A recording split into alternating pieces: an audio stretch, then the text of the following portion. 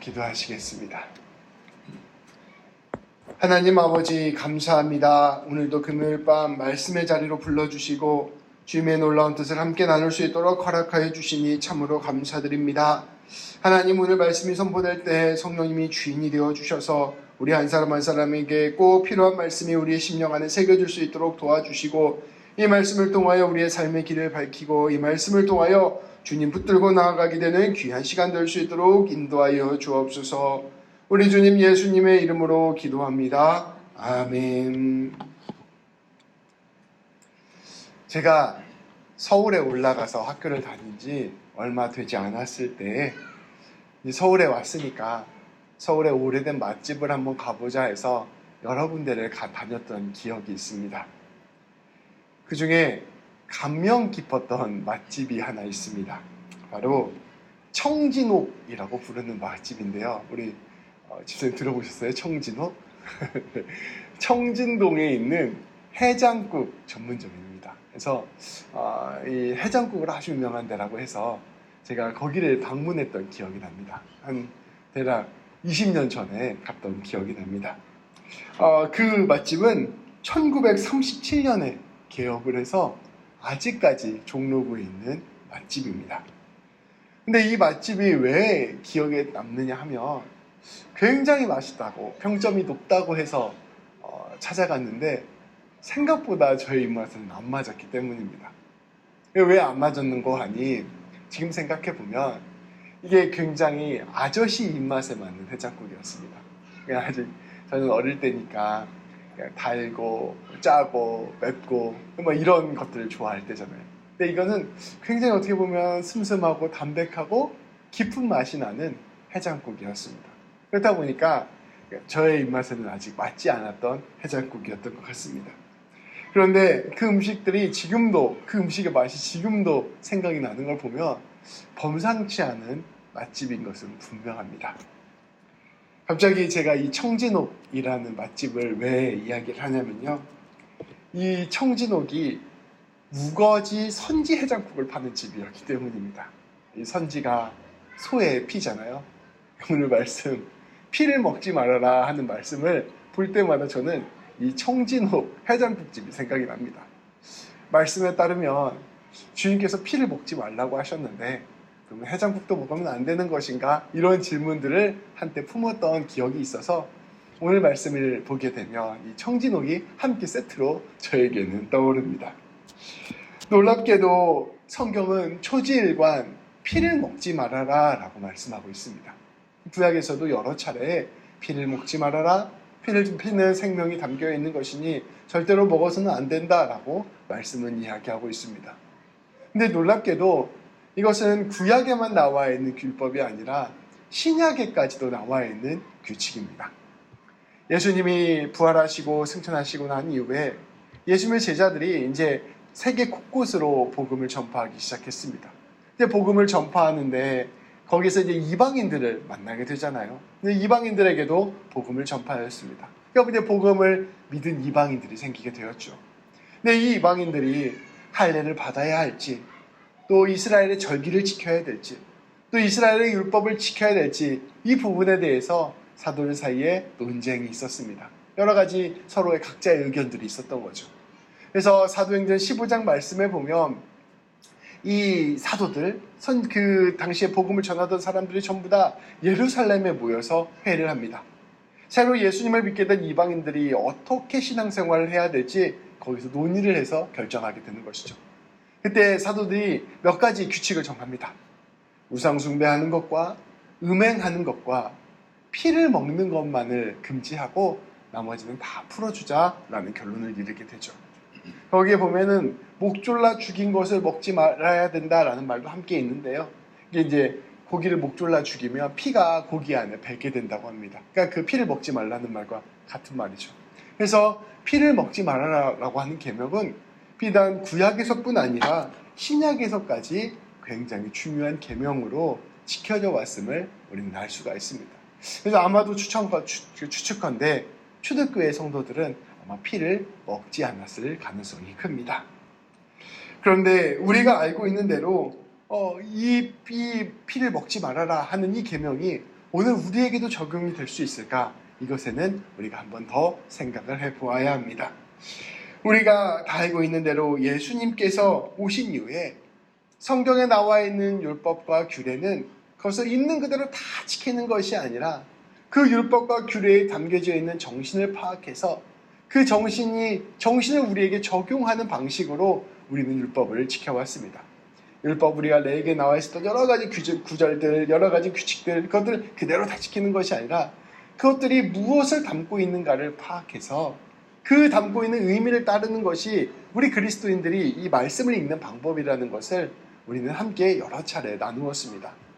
특별히 예수님께서 말씀하신 대로 하나님을 사랑하고 이웃을 사랑하라, 이 명령에 따라 그 주님의 명령을 중심으로 해서 오늘 각각 이 말씀들이 우리에게 어떠한 의미가 되는가를 해석하고 그 안에 있는 참된 깊은 뜻을 따라가는 것이 바로 우리가 구약을 읽는 방법이라고 볼 수 있죠.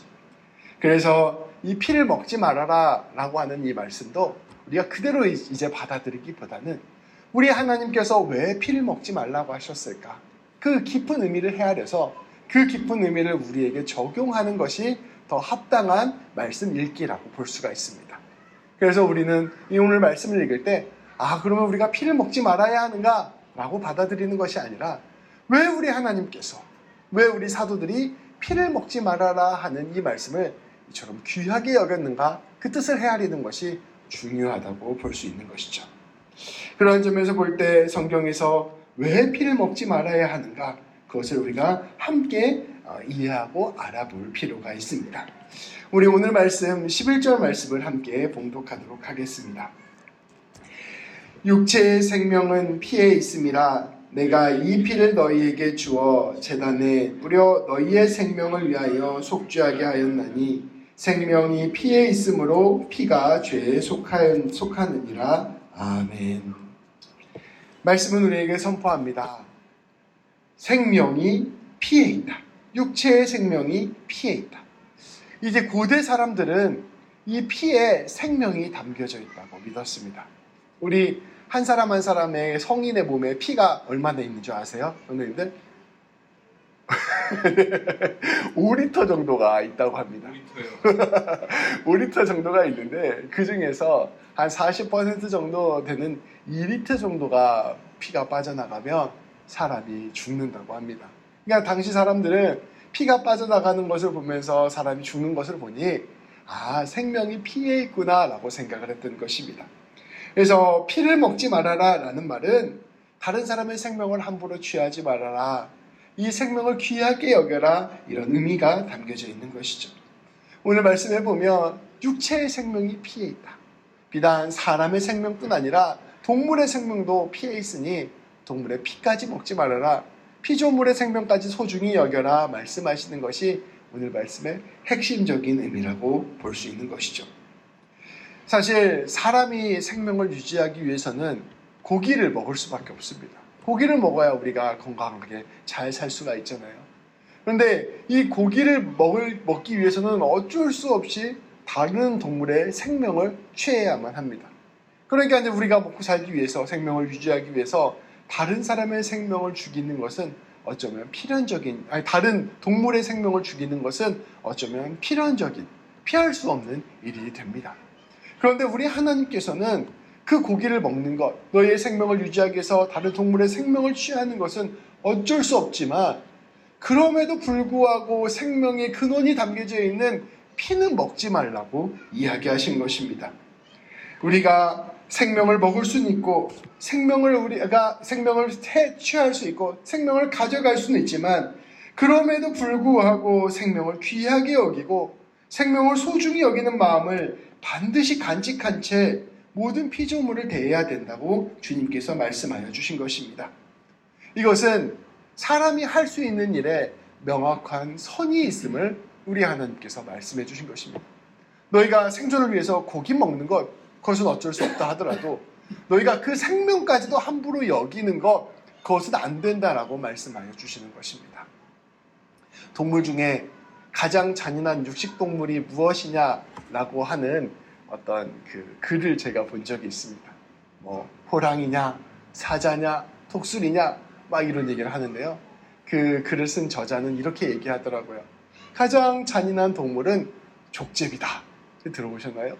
왜 족제비일까? 그 사람의 주장이에요. 다른 동물들은 먹기 위해서 동물을 잡는다는 거예요. 다른 동물을. 근데 족제비는 죽이는 것만을 위하여 동물을 잡는 경우가 아주 많다고 합니다. 자기가 안 먹어도 눈에 보이는 닭이나 꿩이나 동물들 있으면 일단 죽이고 보는 게 족제비의 습성이라고 합니다. 그러니 족제비가 가장 잔인한 동물이다라고 그 사람의 주장이 그렇게 쓰여져 있습니다.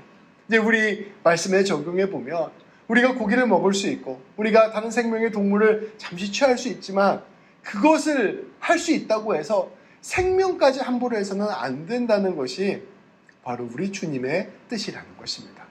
피를 먹지 말라는 것은 우리에게는 선이 정해져 있다는 것을 말씀하고 있습니다. 이것을 우리가 우리의 삶에 조금 더 깊이 적용할 수 있습니다. 우리가 생명을 대할 때, 다른 사람을 대할 때 우리가 할 수 있는 선이 명확하게 있음을 기억해야 합니다. 내가 오너가 됐어요. 사람을 고용했습니다.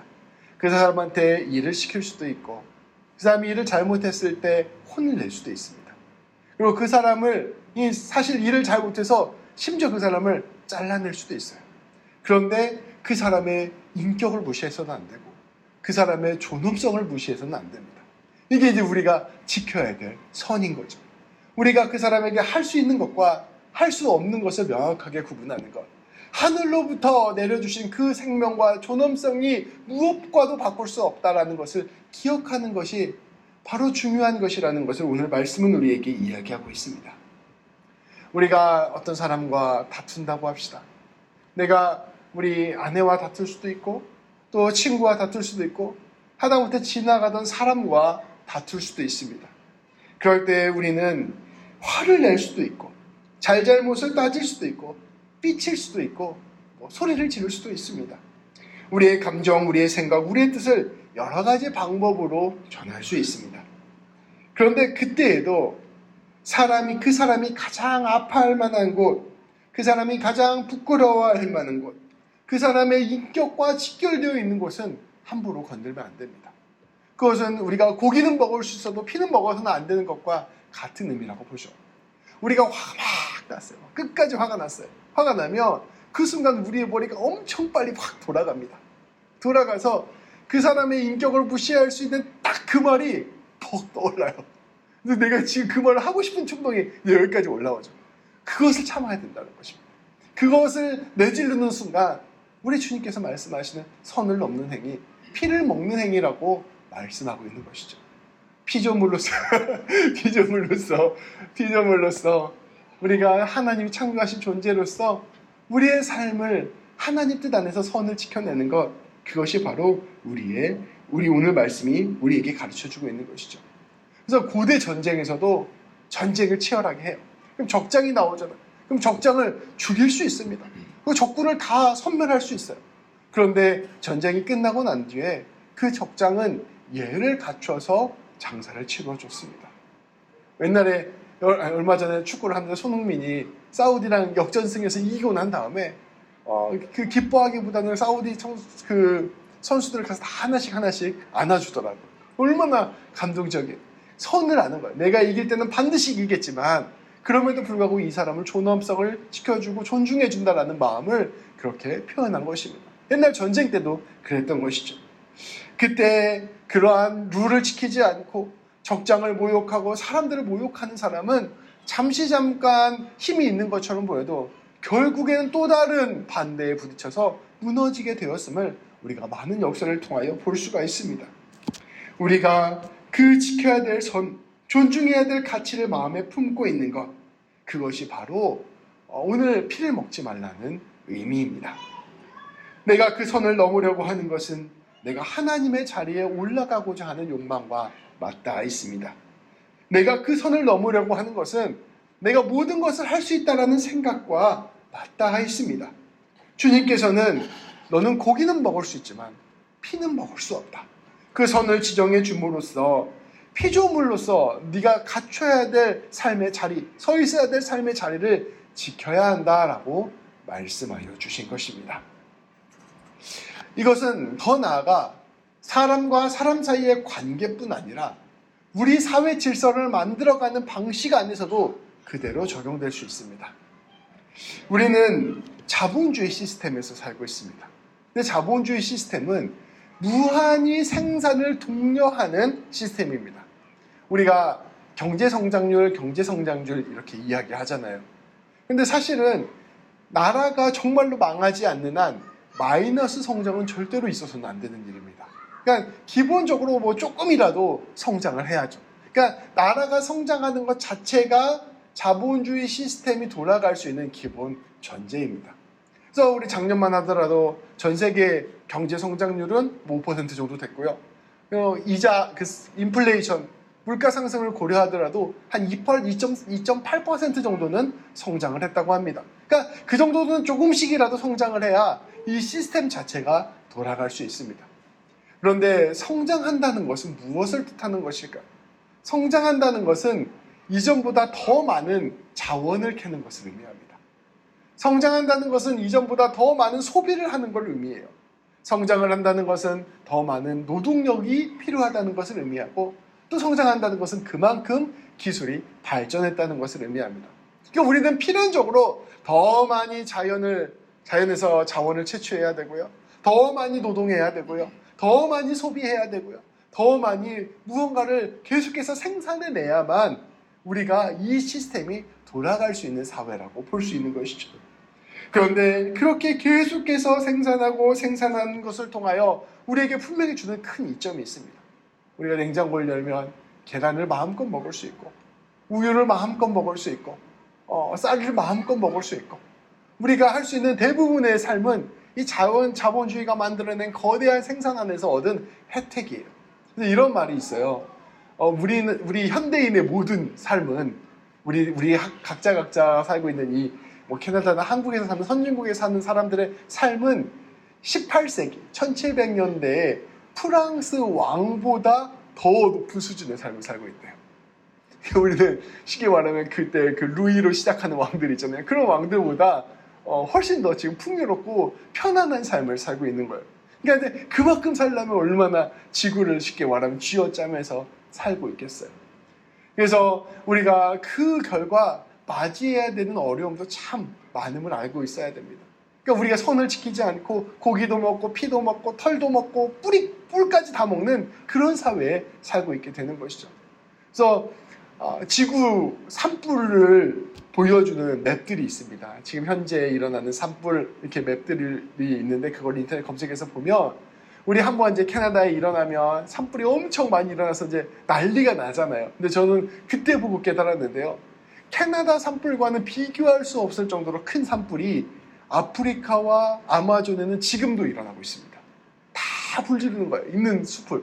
이렇게 매일 불질러서 거기에서 그런 걸 만들고 밭 같은 거, 그런 생산할 수 있는 데를 만들고 거기에서 엄청나게 많은 그런 플랜테이션을 하고 있는 겁니다. 그러니까 지구는 지금도 엄청나게 불타고 있고 엄청나게 많은 이산화탄소가 발생하고 있습니다. 그래서 생물이 다 멸종하고 있어요. 그 예전에 비해서 인간이 발전하기 전에 비해서 지금 생물이 우리가 발전하고 난 이후에 생물의 멸종 배수가 1000배 빨리 멸종하고 있다고 합니다. 그러니까 전 세계에서 옛날보다는 1000배 빠른 속도로 생물들이 멸종하고 있어요.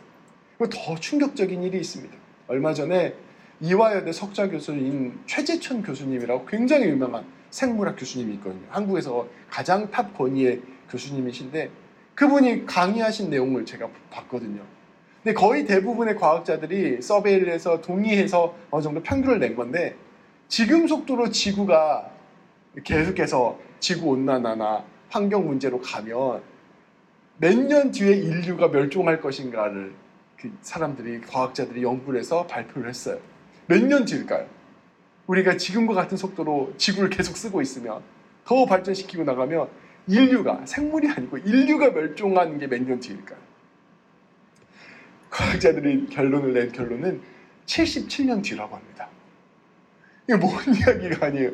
우리 아들이 딸이 이대로 살다가는 77년 뒤에 전 인류가 멸종하는 날이 다가온다고 이야기하고 있습니다.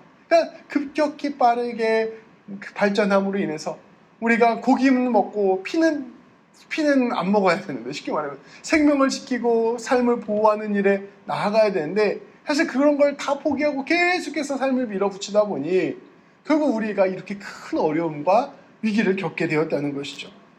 이런 매우 심각한 문제가 우리 앞에 닥쳤고, 그래서 그 고통을 사실은 지구의 가장 가난한 사람들, 가장 어려운 사람들, 후손들이 다 감당하기 시작하게 되었다는 것이 바로 오늘의 현실이에요. 그래서 성도님들 들어보셨을까요? 인도네시아는 수도가 자카르타잖아요. 자카르타는 수도를 옮깁니다. 왜 옮기냐면요, 그 수도의 30%가 벌써 물에 잠겼어요. 그리고 도시의 30%가 물속에서 살고 있습니다. 사람들이 집안에 물이 다 들어와 있어요. 수도를 통째로 옮기기로 결정을 내렸습니다. 그러니까 그런 일들이 계속해서 벌어지고 있고, 그게 바로 우리가 지켜야 될 선을 지키지 않는 문제라고 볼 수 있죠. 근데 사실은 우리가 그렇다고 해서 이 자본주의 시스템을 포기할 수는 없거든요. 어떻게 하면 이 시스템 안에서 어떻게 하면 환경을 지키고 선을 지키고 고기는 먹으면서 피까지 먹지 않는 그런 삶을 살 수 있을지를 진지하게 고민하는 것, 그것이 바로 오늘 말씀의 어떤 사회적인 적용이라고 볼 수 있습니다. 피를 먹지 말라고 한다는 것은, 말라는 주님의 말씀은 우리가 발전과 성장을 하되 동시에 무엇을 생각해야 하고 관심을 가져야 하고 살펴야 하는지를 깨닫게 합니다. 우리가 발전을 하는 데에도 선이 있어야 합니다. 주님께서 말씀하신 피를 먹지 말라는 계명, 생명을 소중히 먹이지 말라는 것은 오늘 우리에게 온 세상의 피조물의 생명에 관심을 기울이라는 뜻으로 받아들여야 할 것입니다. 참 보통 문제가 아니에요. 지금 중국, 미국 싸우는 게 문제가 아닙니다. 우리 모두 다 같이 죽게 생겼거든요. 그래서 진짜로 우리가 진지하게 생각을 해볼 필요가 있는 것이죠. 오늘 말씀 11절 말씀에 보면 두 번째로 피를 먹지 말라는 것은 은혜를 기억하라는 뜻을 담고 있습니다. 첫 번째로는 피는 생명이니 네가 생명을 보호하는 마음으로, 존엄을 지키는 마음으로 피를 먹지 말아라 라는 뜻이 담겨져 있고요. 두 번째, 피를 먹지 말라는 것은 은혜를 기억하라는 뜻을 담고 있는 것입니다. 우리 예수님께서는 오늘 말씀에서 피를 먹지 말라라고 말씀하시며, 그 피에는 우리 하나님께서는 피를 먹지 말라고 말씀하시며 그 피에는 대속의 의미가 있음을 말씀하셨습니다. 하나님께서는 이스라엘 백성들 그리고 모든 인류가 죽을 수밖에 없는 죄를 용서하시기 위해서 양과 염소와 소의 피를 제단에 뿌리게 하셨습니다. 어떻게 보면 생명으로 생명을 구속하신 것입니다. 하나님께서는 이스라엘 백성들이 이러한 은혜를 입었다는 것, 생명을 통하여 생명을 얻게 되었다는 것을 기억하기를 원하셨습니다.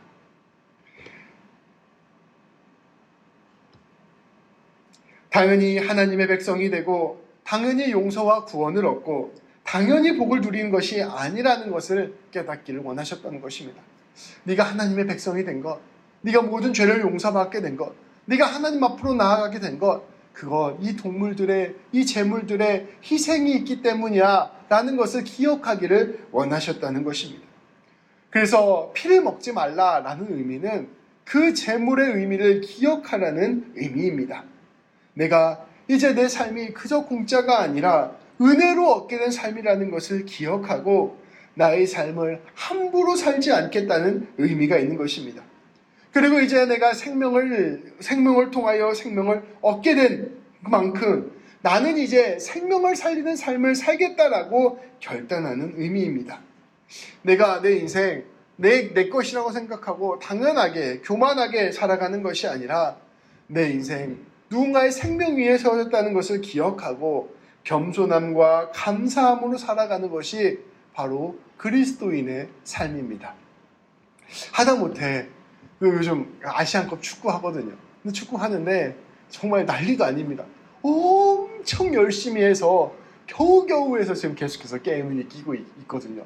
근데 이 선수들이 120분 끝나고 나면 너무나 열심히 뛰어서 다 기진맥진해서 다 막 어찌할 바를 몰라한 상태에서 다 경기가 계속 끝나왔어요. 지금 그렇게 이틀, 3일 만에 한 번씩 경기를 하거든요.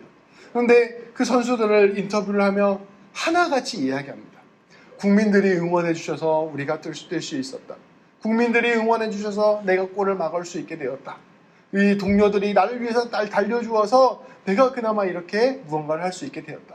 심지어 우리가 하는 이 경기에서 가장 주목받아야 되는 사람은 플레이에서 뛰고 있는 사람들이 아니라 벤치에 앉아있는 우리 동료들이다. 이 벤치에 앉아있는 동료들 때문에 우리가 플레이를 할 수 있었고, 그래서 우리가 이렇게 우승할 수 있었다. 이런 이야기들을 선수들이 하나같이 합니다. 그러니까 자기가 누려야 될 영광, 자기가 받아야 될 스포트라이트를 하나도 당연한 것으로 여기지 않고 이것들이 다 누군가의 희생과 헌신 위에 있다는 것을 끊임없이 상기하면서 그들에게 공을 돌리는 모습을 모든 선수가 보여주고 있습니다. 제가 그걸 보면서 정말 이 선수들의 수준이 높다. 이 선수들의 생각이 깊다라는 것을 느끼게 돼요. 어떻게 보면 당연한 거잖아요. 내가 골을 넣고 내가 팀을 구했고 내가 이 모든 것들을 이루어냈다라고 생각할 수 있는 것도 당연한 건데, 아무도 그렇게 하지 않고 그 모든 일의 본질로 더 깊이 들어가서 내가 은혜를 받고 있구나, 내가 도움을 받고 있구나, 내가 복을 받았구나라는 것을 고백하는 경지에까지 이르게 된다는 것이죠. 축구 선수도 그러는데 우리 그리스도인들, 하나님의 백성은 얼마나 더 깊은 경지에 들어가야 될까요? 우리 하나님께서 우리를 위해서 지금까지 하신 일, 내가 그리스도인이 되기 위해서 나의 가족, 나의 친척, 나의 동료들이 나에게 해준 그 은혜들, 또 내가 오늘 이 자리에 서서 하나님께 예배드릴 수 있도록 그 수많은 헌신과 희생들이 있었음을 기억하는 것, 이것이 바로 깊은 신앙의 경지라는 것을 말씀은 이야기해주고 있는 것입니다. 그러니 재물을 먹을 때에도 피는 먹지 말아라 라고 말씀하시면서 그 동물의 희생을 기억해라, 그 재물의 희생을 기억해라, 그 재물의 생명으로 네가 생명을 얻었음을 기억해라, 계속해서 하나님께서 상기시켜 주시는 것입니다. 그래서 그것으로 말미암은 깊은 겸손, 그것으로 말미암은 깊은 삶의 소명, 그것으로 말미암아 하루하루를 최선을 다해 살아가는 그 고백들을 하며 살아가야 된다라고 말씀하여 주시는 것이죠. 그것을 기억하는 삶, 그것을 당연한 것으로 여기며 그것을 그 당연한 것으로 여기지 않으며 겸손함과 감사함으로 살아가는 삶이 바로 그리스도인의 삶입니다. 우리는 이러한 주님의 말씀, 오늘 하나님의 이 말씀을 예수님의 십자가 죽음과 성찬을 통하여 더욱 재해석할 수 있습니다. 이스라엘 백성들이 재물의 생명으로 살 수 있게 되었다면 우리는 이제 예수님의 생명으로, 예수님의 그 죽음으로 다시 살 수 있게 되었습니다. 그래서 이스라엘 백성들은 피를 먹지 않음으로써 그 재물의 희생을 기렸다면 우리는 또 역설적으로 거꾸로 예수님의 피를 마시며 그 주님의 희생을 기억하며 살아갑니다. 예수님의 피를 언제 마시냐면요, 성찬을 할 때 마시는 거예요. 성찬에서 포도주를 먹으며, 성찬에서 빵을 먹으며 예수님의 몸과 피를 내 안으로 들이며 내가 오늘도 주님의 피로 사는구나, 내가 오늘도 주님의 몸으로 사는구나 라는 것을 되새기며 기억하며 나아가는 것입니다. 그리고 하나님께서 나에게 이렇게 생명을 주셨으니, 하나님께서 나에게 은혜를 주셨으니 나도 이제 예수님 따라서 내 몸과 내 피를 남에게 나누어주는 삶을 살아야겠구나 결단하며 다짐하는 것이 바로 그리스도인의 신앙 고백이라는 것입니다.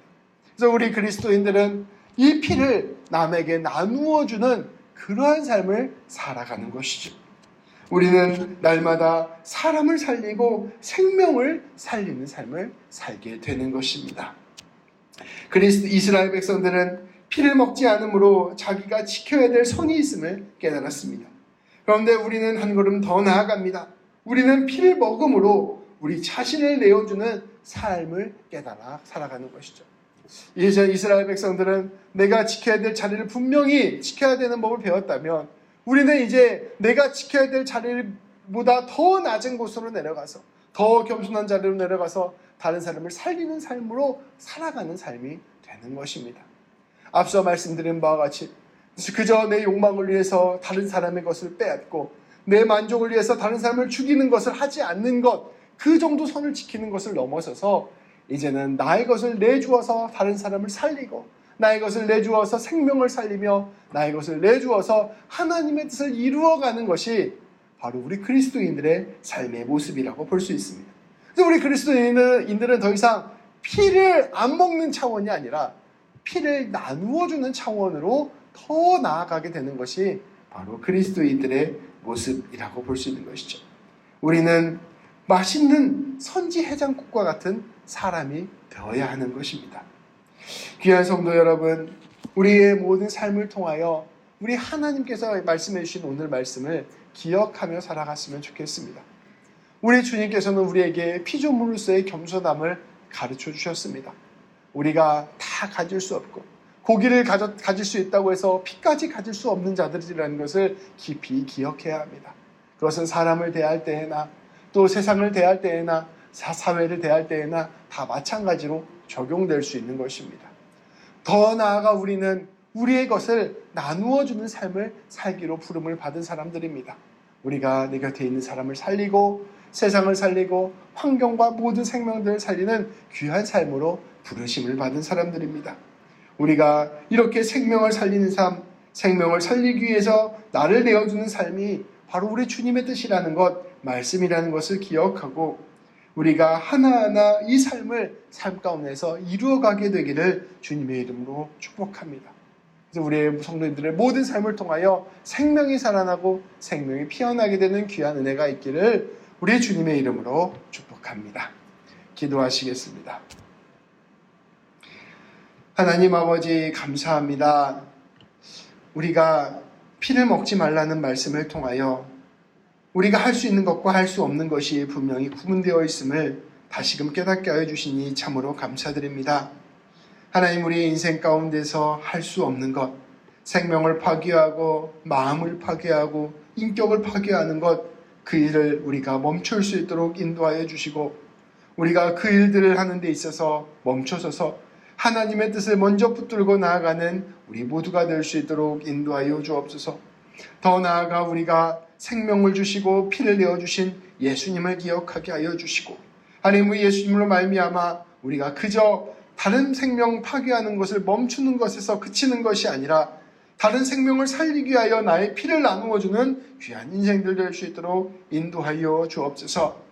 아버지, 생명을 살리기 위하여, 사람을 살리기 위하여, 인격을 살리기 위하여, 환경을 살리기 위하여, 모든 피조물을 살리기 위하여 내 자신을 내어주는 복된 사람 될 수 있도록 인도하여 주시고 우리 성도님들이 가는 곳곳마다 하나님의 나라와 하나님의 뜻과 하나님의 생명이 피어나는 귀한 역사가 일어날 수 있도록 인도하여 주옵소서.